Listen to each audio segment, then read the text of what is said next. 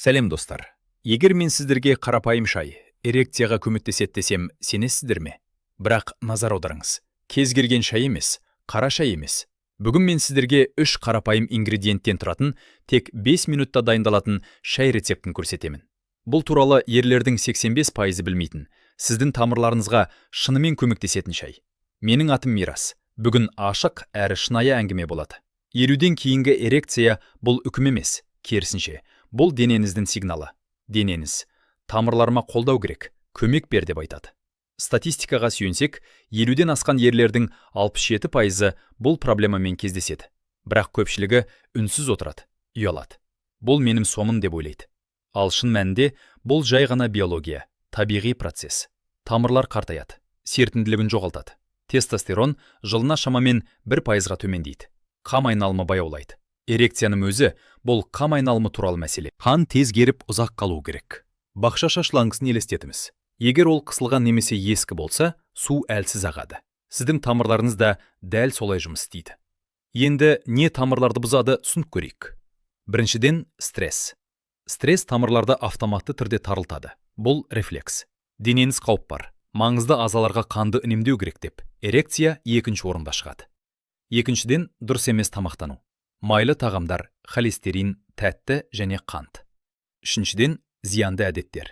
Темекі тамырларды қатты тарылтады. Алкоголь қанды қойып, қам айналымын нашарлатады.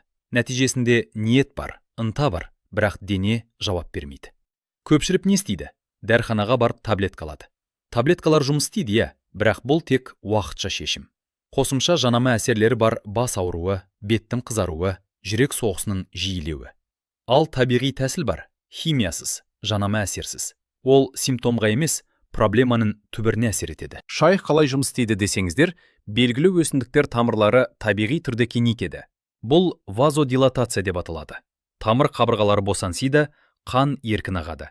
Енді 3 магиялық ингредиентті көрейік. Бірінші, имбир. Бұл жай дәмдеуші емес, қуатты қан айналымын жақсартушы құрал. Имбирде гингерол бар, тамырлардың тонусын жақсартатын зат. Ғылыми зерттеулер көрсеткендей, имбирді тұрақты қолдану жағдайлардың 58%-ында эрекцияны жақсартады. Имбир тамырларда азот оксидінің өндірілуін ынталандырады. Азот оксиді тамырларға босансаңыз қанды өткізіңіз деп сигнал береді. Дәл осылайша көк таблеткаларда жұмыс істейді. Бірақ имбир мұны жұмсақ, біртіндеп табиғи түрде істейді. Екінші, даршын. Даршын қандағы қант деңгейін төмендетеді. Ал жоғары қант тамырлардың бірінші нөмірлі жауы. Диабет пен преддиабет ұсақ тамырларды бұзады, әсіресе эрекцияға жауапты тамырларды. Даршын жасушаларға глюкозаны жақсы сіміруге көмектеседі. Қандағы аз қант, сау тамырлар. Қосымша, даршынде даршын альдегиді бар. Ол микроциркуляцияны жақсартады, капиллярларды кеңейтеді. Үшінші, қара бал. Кез келген бал емес, міндетті түрде қара бал, қара құмық немесе каштан балы. Қара балда көбірек антиоксиданттар бар. Олар тамырларды қабынудан қорғайды, қашартаюды баяулатады, энергия береді, бірақ қантсыз. Қосымша, лимон қосуға болады. Витамин С тамырларды нығайтады, серпімдетеді. Үлкен бармақтай имбир тамырына, жарты шай қасық даршын ұнтағы, 1 шай қасық қара бал, 1 долька лимон, қалауыңызша, 300 мл қайнаған су. Дайындау тәсілі. Имбир тамырын тазалап, жіңішке тіліндерге кесіңіз. Барлық ингредиенттерді шыны ыдысқа салыңыз. Қайнаған су құйыңыз.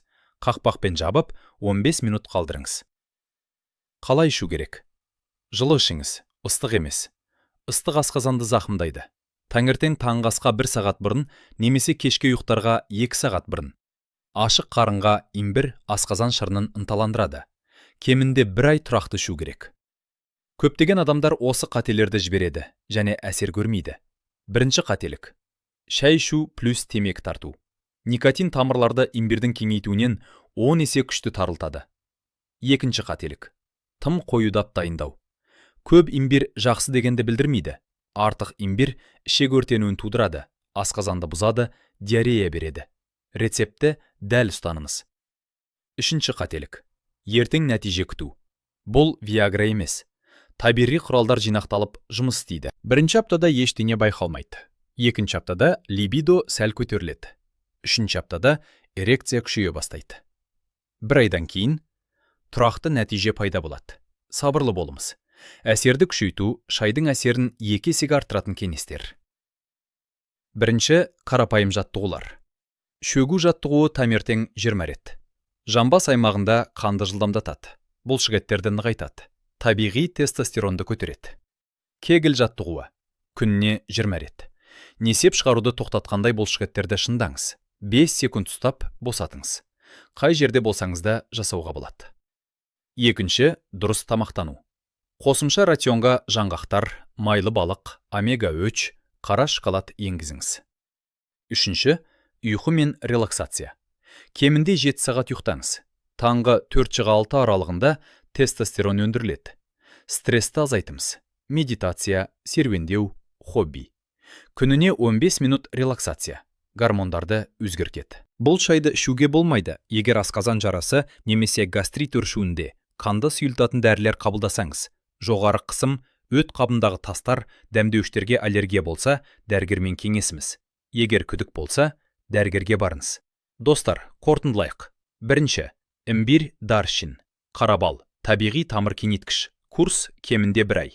Екінші, күшейткіштер қосыңыз. Жаттығу, дұрыс тамақтану, жеткілікті ұйқы, темекі мен алкогольден бас тартыңыз. Үшінші, нәтиже 2-3 аптада.